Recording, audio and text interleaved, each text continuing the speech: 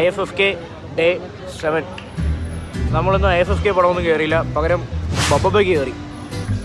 മോഹൻലാൽ തൂക്കി ഗൈസ്, മോഹൻലാൽ തൂക്കി.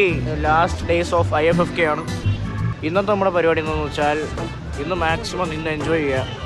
തീരാറായി, 2 ദിവസം കൂടെ ഉള്ളൂ. ഇന്നായിരിക്കും മെയിൻലി. നാളെ സിനിമയൊന്നും ഇടത്തില്ല, നാളെ ഉച്ച വരെ എന്തോ സിനിമ ഉള്ളൂ എന്നാണ് പറയണം. പിന്നെ എന്തൊക്കെയാണ് വരാൻ പോകുന്നത് നമുക്ക് കണ്ടറിയാം. Ice flash move ice day 7 അല്ലേ എന്നൊരാൾ ചോദിച്ചു.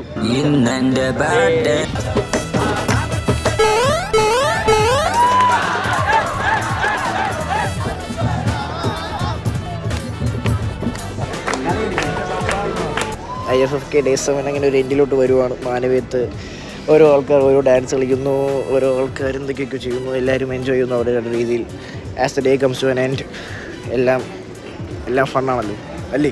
അതെ അതെ.